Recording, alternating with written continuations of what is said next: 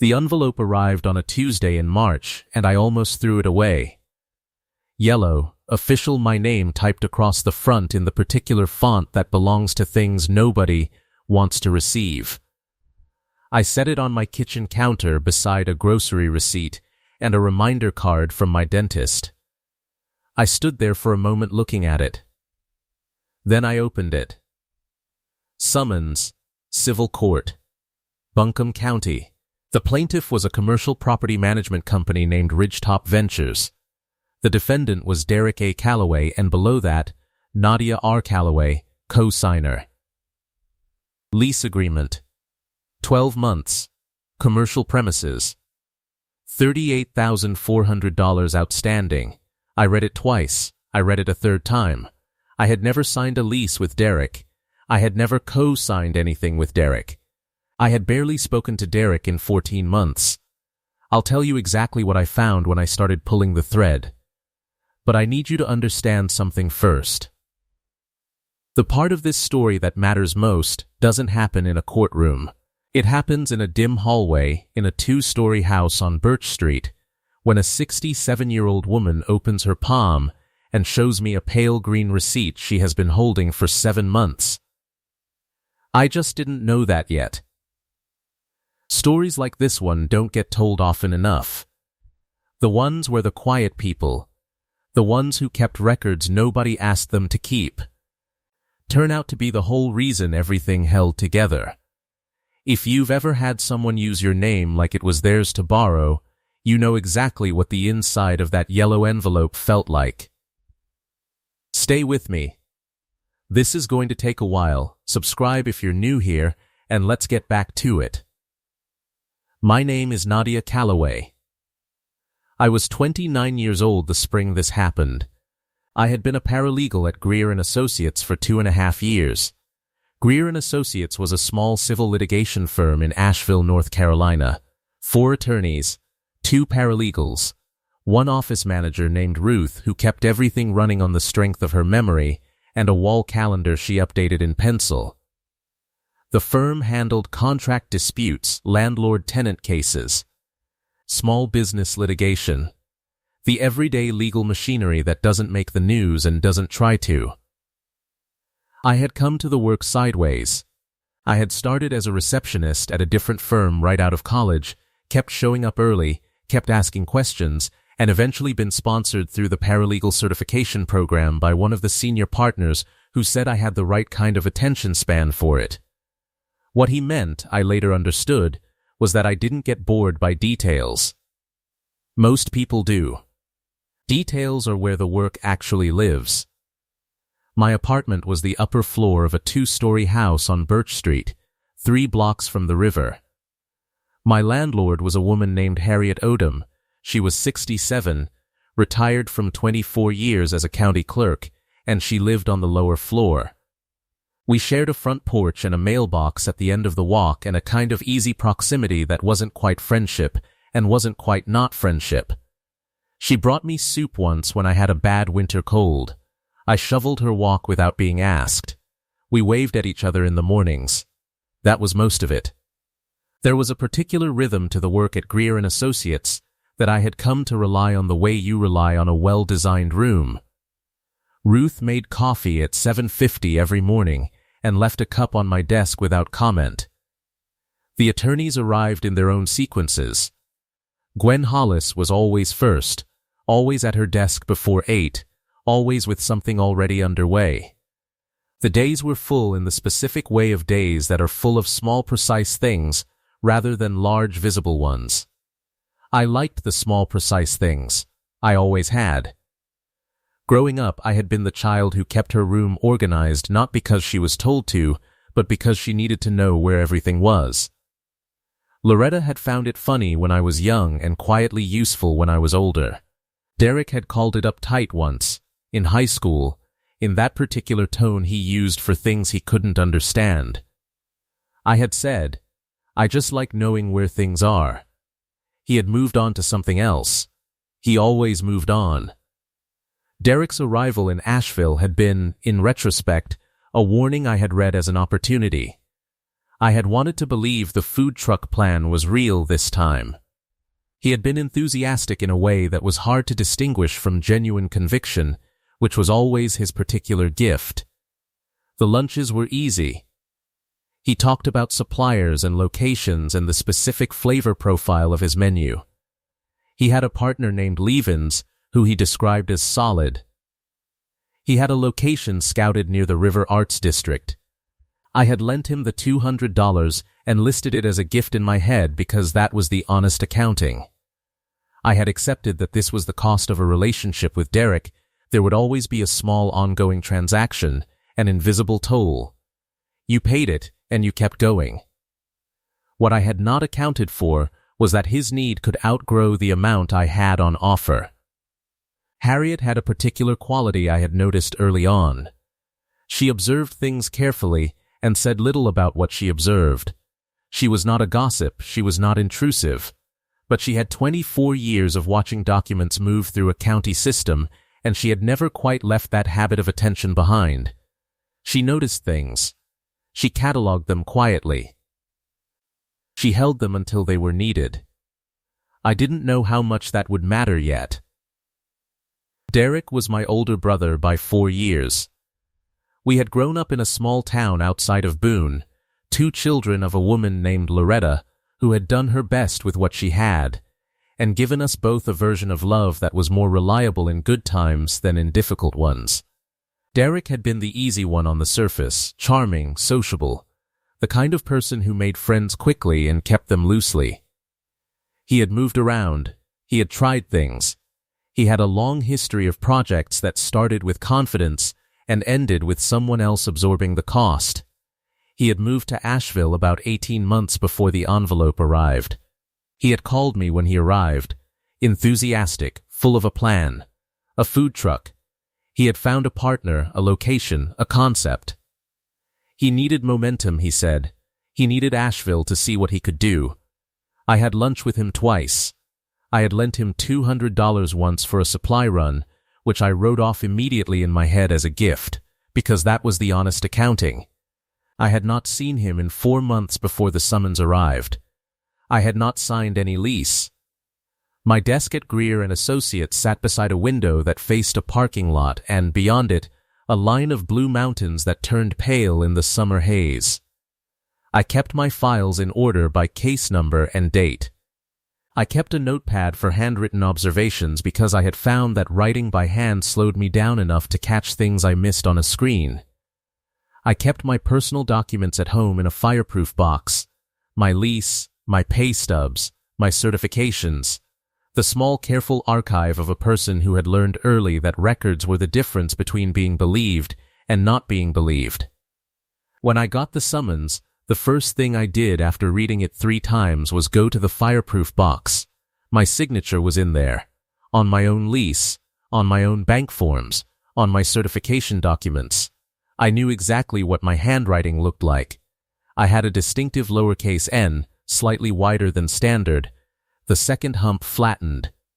My attorney at the office, a woman named Gwen Hollis, had once remarked on it when I signed a notarized statement.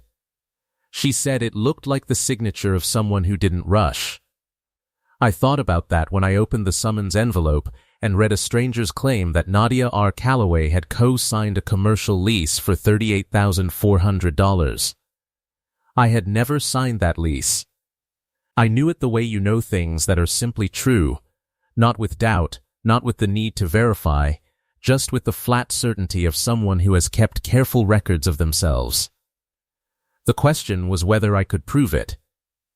Gwen Hollis was the best attorney I had worked with at Greer and Associates, and I say that having worked closely with all 4 of them. What made her good was not brilliance alone. What made her good was that she read things completely. She did not skim. She did not assume.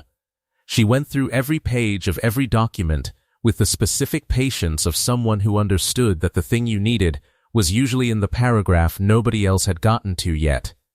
She spent 40 minutes with my materials before she said anything substantial. I sat across from her and did not fill the silence. I had learned early in the job that the silence was working, and your job was to let it work. She finally looked up and said, "The formation of the capital N is wrong. The lowercase too, but the capital is more clearly wrong. Yours pulls back toward the left. This one pushes forward. It's a small thing, but it's consistent across all your samples and it's wrong on the lease every time." I said, "He was in my apartment for 3 days. I was at work. He had the space." She said, "The question is whether he traced it or practiced it freehand. Either way, he spent time on it. That's not an impulsive thing. That's a planned thing." I had been trying not to think about that. The planned thing. The time he would have spent looking at my handwriting with that specific intent, studying it, practicing it, deciding that my name was available for use and then making it available. He had not hated me when he did it. He had simply needed something and I had been the closest available source, and the cost to him had seemed low because the cost was mine to carry. I drove home from Greer and Associates and sat in my car in the driveway for a long time. I thought about Derek in my apartment in October. The couch I had made up for him. The coffee I had left in the machine. The key I had given him because I trusted him with it. The documents on my desk. The lease renewal.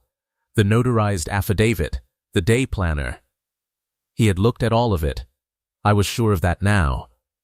I called Gwen Hollis that evening from my kitchen table. She was one of the attorneys at Greer and Associates, not my direct supervisor, but the one I worked with most closely on contract disputes. She was 41, careful, and she had the particular quality of person who does not panic in the presence of bad news. She treats bad news the way a good mechanic treats an engine problem, as something that has a solution, provided you're willing to look at it honestly.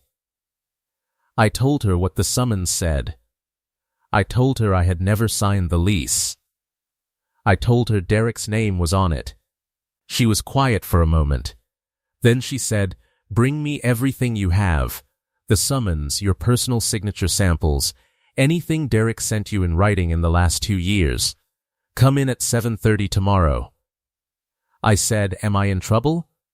She said, "Not if the signature isn't yours, and if it isn't, then someone else has a much bigger problem than you do." I brought her a folder the next morning. The summons.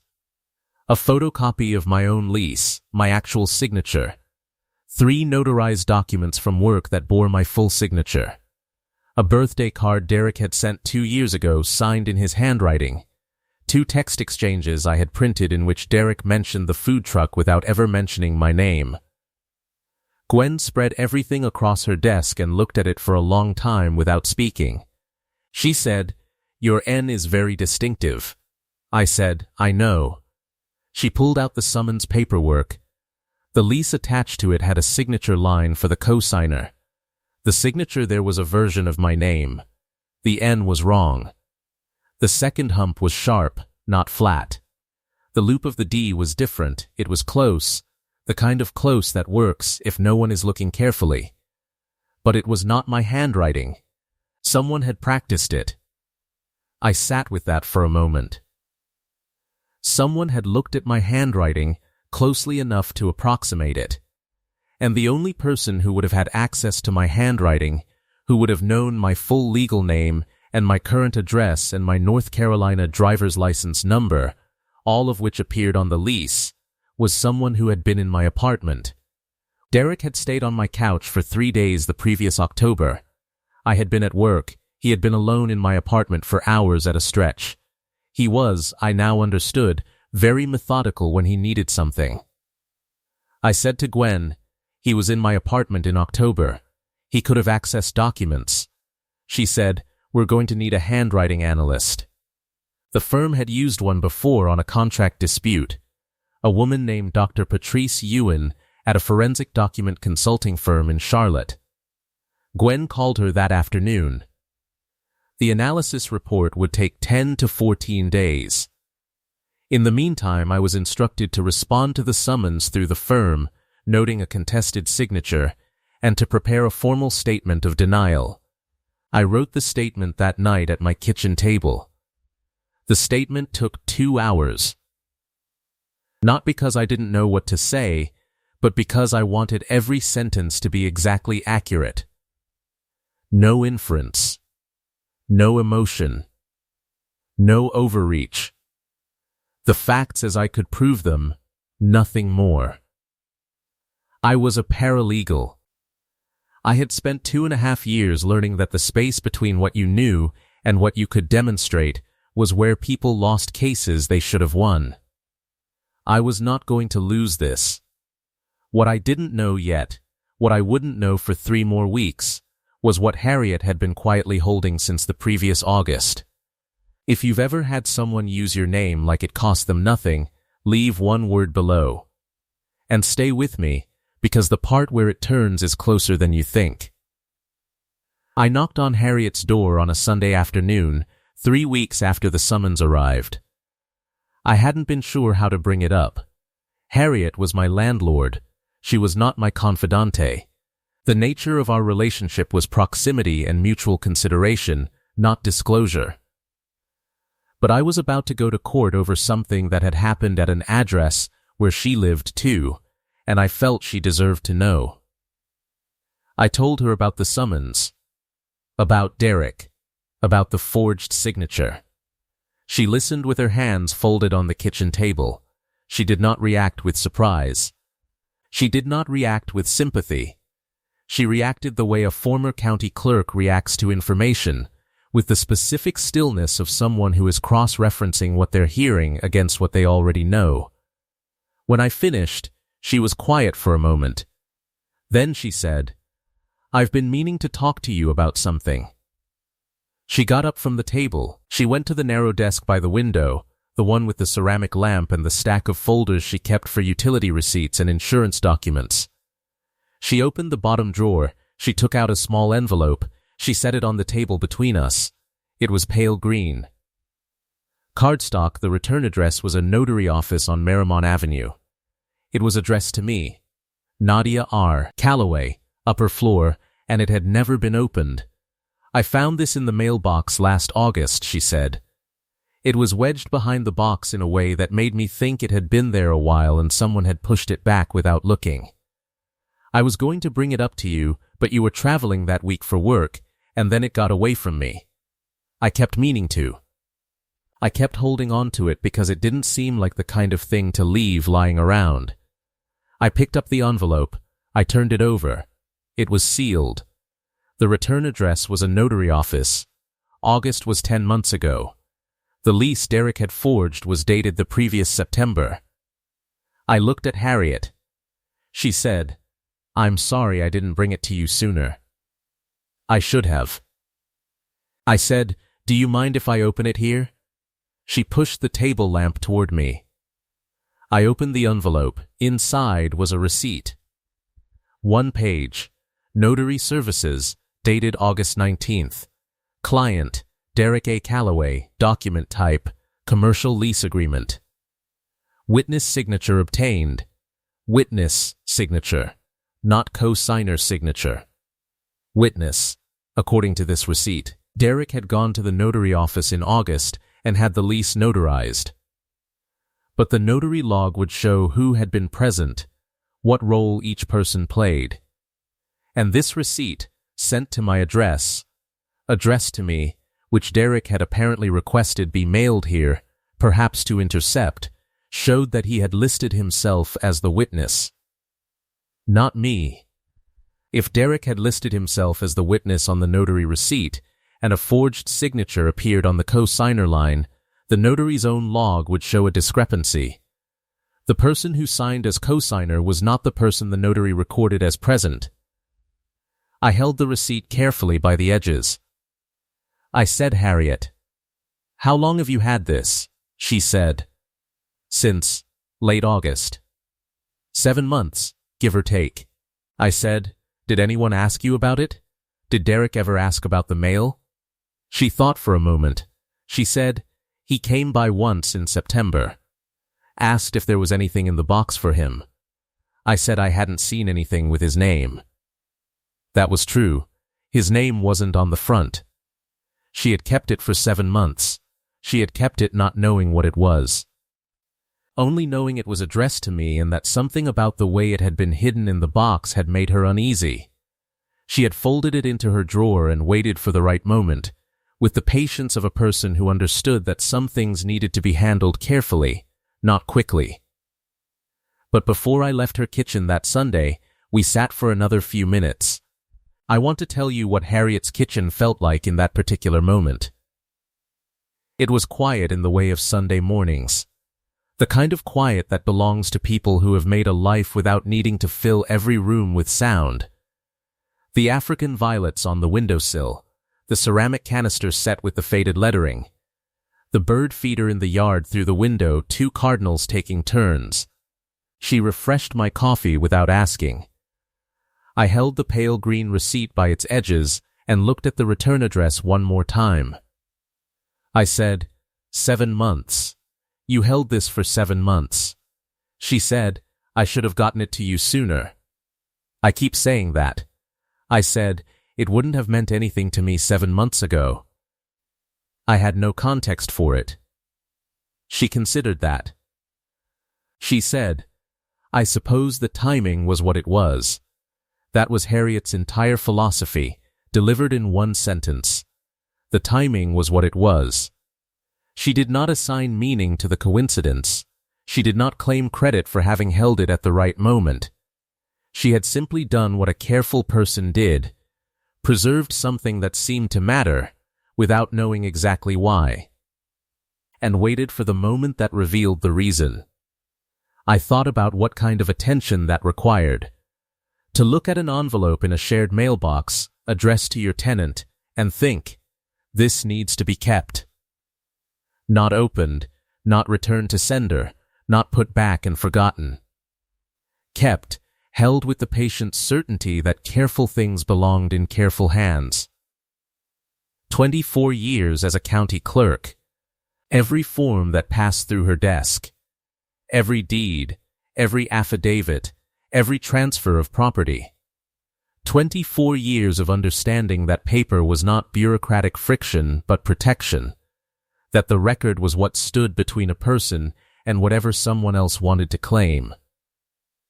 She had retired. But the habit had stayed. When I stood up to go, she walked me to the door and put her hand briefly on my arm. Just once. Just for a moment. I said, "Thank you, Harriet," she said. "Just go do something useful with it." I drove to Greer and Associates on Monday morning and put the receipt on Gwen's desk before she had taken her coat off. She read it. She read it again. She looked up and said, "This changes everything." Gwen requested the notary's log from Marymount Avenue Notary Services that same afternoon. The notary's name was Gerald Watts. He had been in practice for 19 years and kept meticulous records. The kind of records kept by someone who understood that a notary's log was a legal document, not a formality. He had the log entry for August 19th, within 24 hours of Gwen's request. The entry was clear. Lease agreement, commercial premises.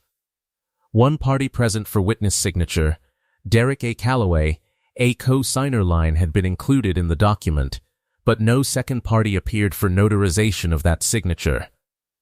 The notary had noted this in the margin in his own hand, co-signer absent, signature pre-affixed on document as presented. Pre-affixed. Derek had brought the lease to the notary with my signature already on it.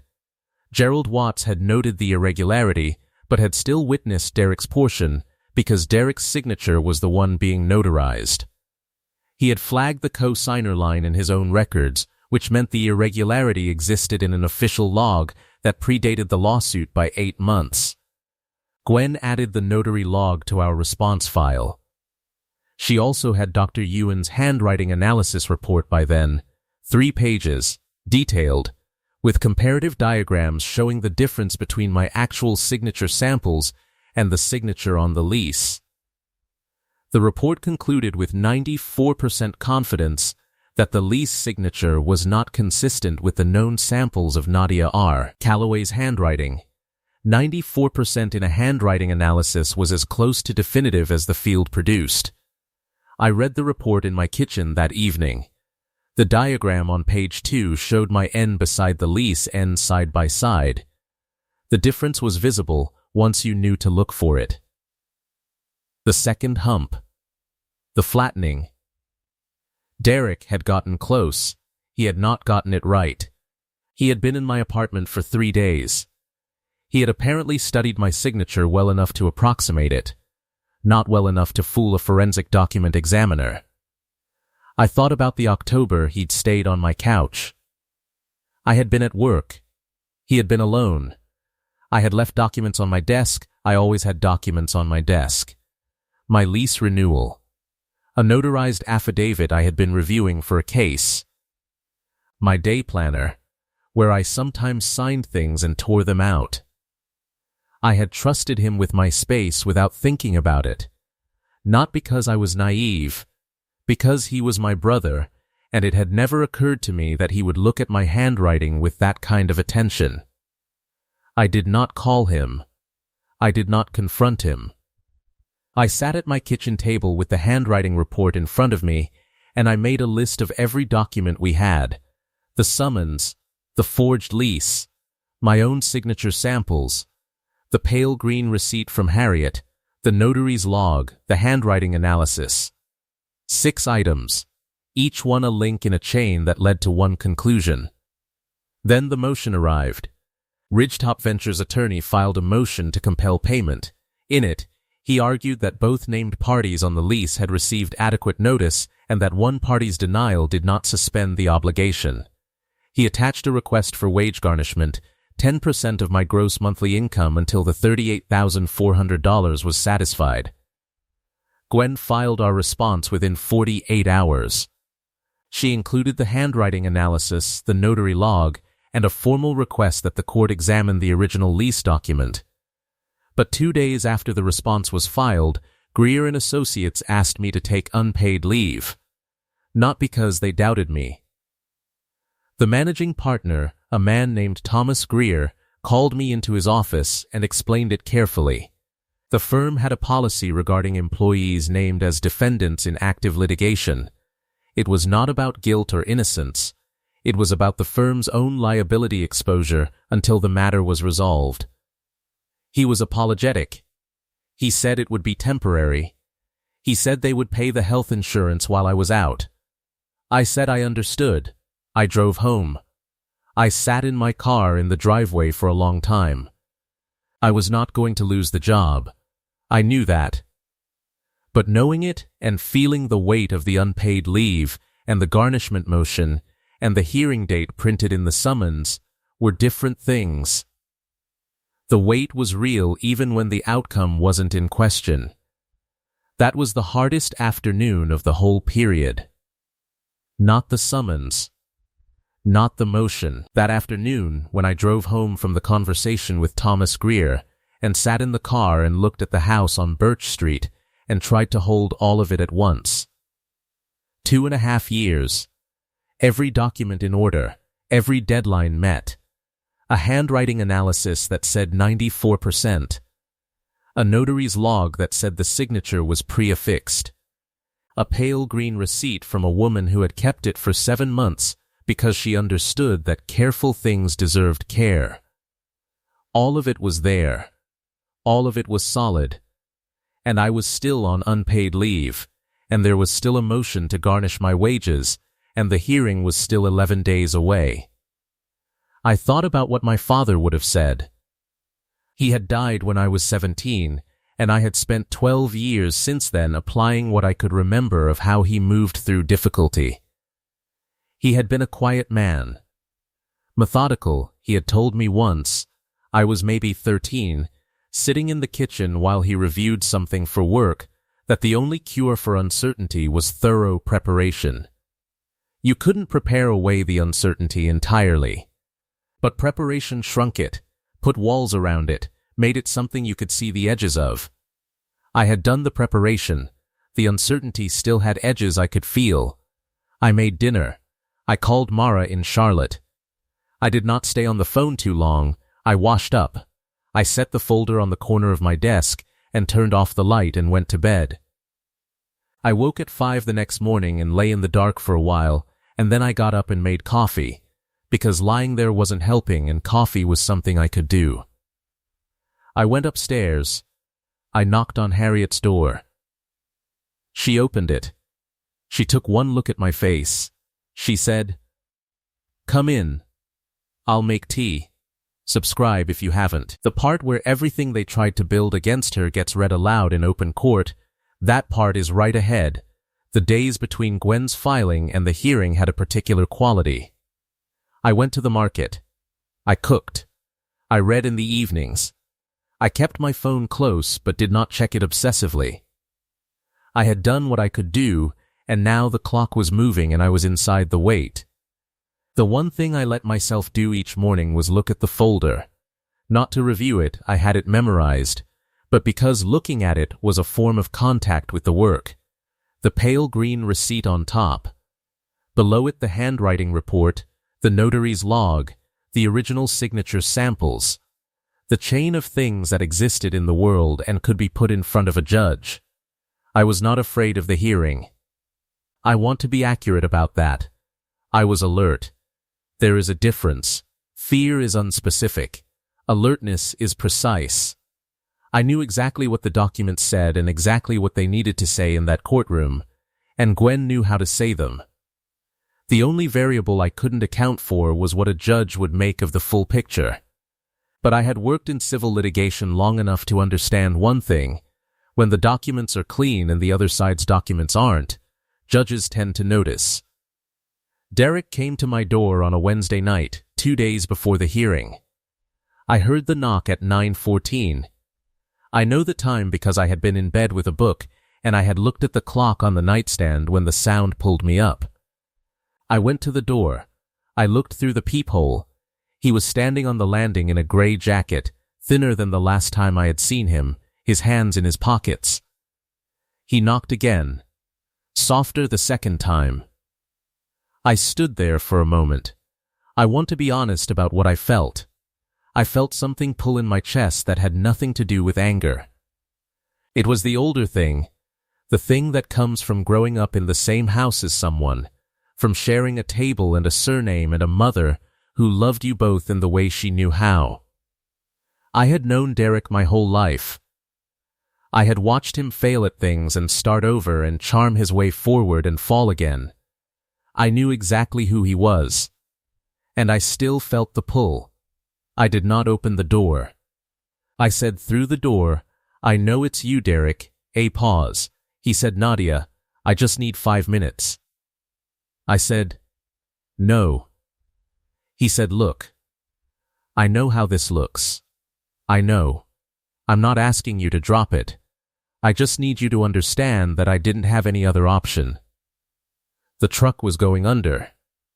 Levens pulled his name off the lease and I needed a co-signer or we were going to lose the location and everything I'd put in, and he was crying. I could hear it in the pauses. Not performed crying. Real crying. The kind that comes from someone who genuinely cannot see the gap between what they needed and what they took. He said, "It's just your signature, Nadia. You weren't using it." I leaned my forehead against the door. That sentence. I had known it was coming. I had heard the shape of it in the back of my mind for 3 weeks. The way you know before someone says a thing that they are going to say exactly that thing. It's just your signature. You weren't using it. He was not trying to be cruel. That was what made it the cruelest possible thing. He genuinely believed that because I wasn't currently signing a lease, my name was available, that my identity had spare capacity, that there was a version of our shared history in which this was something I would understand if he just explained it right. I stood at the door for a long moment. Then I said, "I'll see you in court, Derek." I went back to my bedroom. I did not sleep for a long time. I lay in the dark and listened to him stand on the landing for a few more minutes. Then I heard his footsteps on the stairs. Then the creak of the front porch. Then nothing. I thought about our mother. Loretta had called me the week before. Carefully, she said she hoped things would work out for both of us. She said Derek had been having a hard time. She said she knew I was upset and she understood that, she did, but she also knew Derek didn't mean to hurt me. I said, "He forged my signature on a $38,400 lease, Mom," she said. I know that. But he's your brother." She didn't finish the sentence. She didn't need to. I had heard the shape of it my whole life, the way love for someone can be used as a reason to absorb what they do. I loved Derek too, in the older, quieter way you love someone who has been disappointing you since you were old enough to understand disappointment. That love was not in question. It just wasn't sufficient reason to settle for $38,400 I didn't owe. I said goodnight. She said she'd light a candle. I said thank you and meant it. The morning before the hearing, I sat at my kitchen table with every document in the folder laid out in front of me, not because I needed to review it, but because looking at it was the thing I could do when there was nothing else available. The pale green receipt was on top, Harriet's held thing. 7 months in a drawer. I thought about what it meant that she had kept it. She didn't know what it was. She had kept it because something in the careful habits of a former county clerk had told her that a piece of official mail in a shared mailbox, tucked and pushed back, deserved better than the recycling bin. She had held it with the same quiet patience she used for everything. No announcement, no drama, just attention, applied steadily until it was needed. I put the folder in my bag. I drove to the courthouse. I want to tell you what that courtroom felt like. It was small, 12 rows of gallery benches, maybe 15 people scattered across them. The kind of civil hearing that happens on a Tuesday morning in a county courthouse while the rest of the city is drinking coffee and checking its phone. The overhead lighting was the flat fluorescent kind that makes everything look like it's waiting to be documented. I had been in courtrooms before, as a paralegal, as a note-taker and file carrier for Gwen and the other attorneys. I knew the particular quality of attention a courtroom required. Not nerves, but a specific kind of alertness. The same alertness I brought to a deposition or a contract review. Every word in a courtroom is on the record. You don't say anything you haven't thought through. What I had not experienced before was sitting at the respondent's table as a respondent. I noticed things I had never noticed as an observer. The temperature of the room, slightly cool, the way official rooms often are. The sound of the clerk's keyboard. The smell of the place, faintly institutional. The smell of a building that processes a great number of human situations and has grown neutral about all of them. Gwen sat to my left, her briefcase open under the table, the folder arranged in the sequence we had discussed. She did not look nervous. She looked ready. Those are different things. Carl Pritchard sat across the aisle, efficient and impersonal. This was not a case that meant anything to him beyond its resolution. He had probably had 4 others last week and would have 4 more next week. The lease was a number. The names on it were categories. I was a category labeled contested cosigner. I knew that. I didn't take it personally. Derek sat in the 3rd row of the gallery. I know because Gwen told me afterward. She had looked. I had not. I had kept my eyes on the table and the bench and the documents, the way I'd decided I would. Not because I was afraid of seeing his face, because seeing his face would have required processing it, and I didn't have the spare attention. When Judge Fay read my name aloud off that forged signature, the room was completely still. I heard my own name in a judge's voice and understood for the first time what it felt like to have your identity read back to you as evidence, not as introduction, as examination, as something being tested against the record. Nadia R. Calloway, followed by a pause. Followed by, and you are telling the court you did not sign this document. Followed by my own voice, I did not sign it. I had prepared that answer. I had said it aloud in my apartment twice the night before, not because I was unsure of the answer, but because I wanted the answer to come out level. Not defensive. Not angry. Just accurate. 3 words that were simply true and sounded like it. I did not sign it. The judge heard them. She nodded once. She picked up the notary's log. Buncombe County Civil Court was a 3-story brick building 2 blocks from the city center. I arrived at 8:45 for a 9:30 hearing. Gwen was already in the hall outside the courtroom, her briefcase open on a bench, reviewing her notes. She looked up when she saw me and gave me the kind of nod that means everything is in order. I had learned to read her nods over 2.5 years. This one meant she was ready. We sat at the respondent's table. Ridgetop Ventures' attorney, a man named Carl Pritchard, was already at the plaintiff's table. He was efficient-looking, somewhere in his 50s, the kind of attorney who handles debt recovery cases all day, every day, and brings a particular impersonal professionalism to them. He glanced at us once and went back to his papers. Derek sat in the gallery. I did not turn to look at him. I had decided before I arrived that I would not look at him.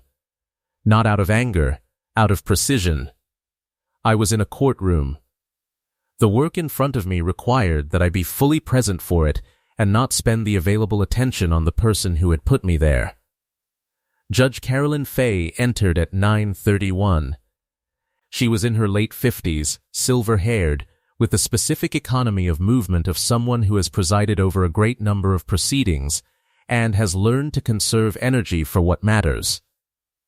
She settled at the bench, reviewed the case file for roughly 90 seconds without speaking, and then looked up.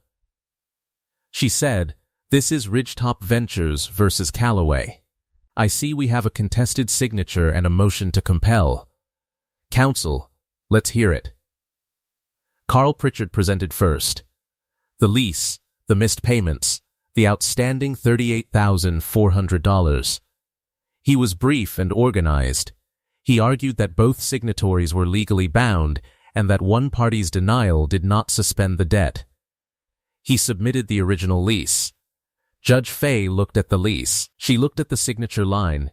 Then Gwen stood. She submitted the handwriting analysis first. Dr. Ewan's 3-page report with the comparative diagrams.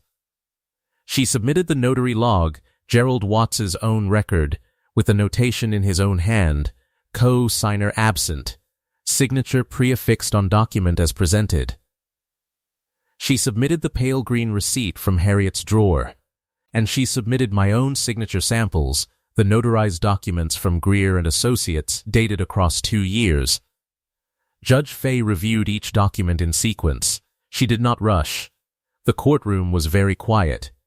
I could hear the clock on the wall and Carl Pritchard's pen clicking once and stopping. The judge picked up the lease. She looked at the co-signer's signature line. She looked at the handwriting analysis comparison on page 2 of Dr. Ewan's report, my actual N beside the lease N, side by side in a boxed diagram. Then she read the signature on the lease aloud. Not the way you'd read a name you recognized. She read it the way a judge reads something into the record, deliberately, with the space around each word that means, "This is being noted." She said, "Nadia R. Callaway." And then she set the lease down. She looked at me. She said, "Miss Callaway, this is your full legal name." I said, "Yes, Your Honor." She said, "And you are telling the court you did not sign this document." I said I did not sign it. She picked up the notary log. She read Gerald Watts's margin notation aloud too. Co-signer absent. Signature pre-affixed. She set it down. She looked at Carl Pritchard. She said, "Counsel, are you aware of the discrepancy documented in the notary's own contemporaneous record?" He said he had not been provided the notary log prior to this morning. Judge Fay said, "The notary's record indicates that the signature appearing on the co-signer line was already present on the document when it was brought for notarization. The document examiner's report indicates 94% confidence that the signature is not consistent with the known handwriting of the respondent." She paused. "This court finds no basis to hold Nadia Callaway liable under this lease." 22 minutes. Carl Pritchard was already closing his folder. The judge made one more notation on the record. She said the matter might warrant further review by another authority, which she would note in her written order. She did not name Derek. She didn't need to. I looked down at my hands on the table. They were flat. Still, Gwen touched my elbow once, briefly, and went back to organizing her papers. I stood up. I picked up my bag. I walked out of the courtroom into the hallway. I did not turn around to see Derek's face. I didn't need to. I already knew what it looked like. I drove back to Birch Street. I sat in my car for a few minutes, not because I was overwhelmed, but because I wanted to feel the weight of the morning settle before I went inside. The sun was out. The mountains on the western ridge were still pale from the morning haze. A dog was being walked on the sidewalk by a man in a yellow vest who was looking at his phone and not the dog. I got out of the car. I went up the porch steps. Before I could reach my door, Harriet opened hers. She was holding a mug in each hand. She didn't ask how it went. She looked at my face, and she had her answer. She said, "Tea's hot." I went in. We sat at her kitchen table, the same table where she had shown me the pale green receipt 3 weeks earlier. The late morning light came through the window above the sink and laid itself across the wooden surface. She had a small pot of African violets on the sill that I had always noticed without ever commenting on. I said, the judge read it aloud. My name, off the forged signature. Read it into the record. Harriet wrapped both hands around her mug. I said, she read his notation too. The notaries. Said it right out loud in the courtroom. Harriet nodded once, the kind of nod that means, I know. And that's how it should be. We drank tea. We didn't talk very much. That was the right amount. Here is what happened after. Gwen filed the written court order with Greer and Associates that same afternoon. Thomas Greer called me that evening. He said the leave was over, that I was welcome back Monday, and that he was sorry it had taken as long as it did. I said I'd be there. Ridgetop Ventures' attorney sent Derek a separate demand letter. The full $38,400 was still owed by the remaining signatory, the one who had actually signed. Derek had 90 days to respond. I don't know what he did about it. I didn't ask. My mother called 2 days after the hearing. She said she was glad it had worked out. She said she hoped Derek would get himself sorted. She said she loved us both. All of that was true, and I received it exactly as what it was. A mother doing her best with the limits she had always had. I said I love you too, Mom. She said she knew. Derek did not call. Some people reach the moment when they know what they should do and they don't do it. I had stopped expecting the call by the time it didn't come. That was not bitterness. That was arithmetic. You calculate what a person has shown you they are, and you adjust your expectations accordingly. I still loved my brother in the older, quieter way. I just no longer extended credit I hadn't been paid back. I stayed in Harriet's kitchen for almost an hour that morning. We talked eventually, not about Derek or the hearing or the documents. We talked about other things. She told me about the previous tenant in my apartment, a graduate student who had stayed 3 years and left for Portland and still sent a Christmas card.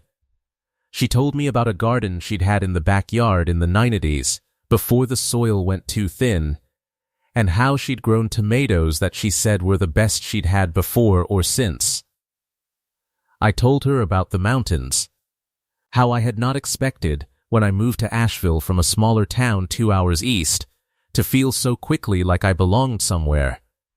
How the city had a quality I could only describe as density of intention. Everyone there had chosen to be there, and that showed up in how they were. She said she understood that. She had been born in Asheville and had watched it change and had stayed through all of it, and staying was its own kind of choice. At some point the second cup of coffee was gone.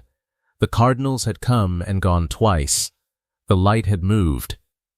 I said, I don't think I've ever properly thanked you. For the soup, when I was sick. For the shoveled walk. For being the kind of neighbor you are. She said, you shoveled right back. That's all it takes. I drove back to my apartment after that and sat at my desk. The folder was still there. The case number was still the same. But the folder was closed now, and what it had held had been put to its use, and the space it had occupied in the front of my mind for 3 weeks was beginning, slowly, to clear. I opened my laptop and sent Gwen a message. One line, thank you for everything. She wrote back in 4 minutes, that's what we're here for. See you Monday. I closed the laptop. I looked out the window. That afternoon, Mara called from Charlotte. She had been following the situation in the background, a text here, a check-in there. The particular mode of a friend who understands that you need space more than you need input, but wants you to know she's nearby. I told her it was done. She said she knew it would be. I said I wasn't sure of that, not until this morning. She said, I was sure enough for both of us. That was a useful sentence. I kept it. The job was waiting. The mountains were waiting. The folder was closed. The mountains were still there, pale blue. Solid. They had been there before the summons arrived. They would be there after. That was not a comfort. Exactly, it was just a fact that had a calming weight to it. The landscape didn't negotiate. It didn't have stakes in the outcome. It was simply there, the same in good weeks and difficult ones, and sometimes that was the most useful thing available. 3 weeks after the hearing, I put the pale green receipt back in an envelope. I wrote a note to Harriet. 3 sentences. Thank you for keeping it. Thank you for knowing it mattered. I don't know what I would have done without you. I slid it under her door on a Sunday morning. That afternoon, I heard her moving around in the kitchen below me. The particular sound of her kettle, the floorboards that announced when she was near the window, then a knock on my ceiling from her broom handle. One knock, the way she signaled things were fine. I knocked back. The people who know you quietly, the ones who never announce themselves, they're the ones who catch you when something falls. That's a truth I didn't earn. I inherited it from a woman who kept a pale green receipt in a drawer for 7 months because something in her told her it needed to be kept. I'm not sure there's a better definition of chosen family than that. A person who holds the thing carefully, without knowing why, until the moment arrives when carefully held things turn out to be everything. Harriet Odom never asked for credit. She never even mentioned it again after that Sunday morning. That's the whole point. That's my story. A story about what happens when someone takes something that was yours to give and decides it was theirs to take. 1 summons in a yellow envelope, 1 pale green receipt from a mailbox, and a judge who said my name the way it was supposed to sound. The evidence held. The record held. The quiet people held. And that, more than any verdict, was the thing I carried out of that courthouse. If someone ever used your trust as a shortcut, if you've ever had someone borrow your name like it belonged to them, leave 1 word below. Just 1. Share this with someone who keeps records and never talks about it. Subscribe if you want more stories like this one, and I'll see you in the next one.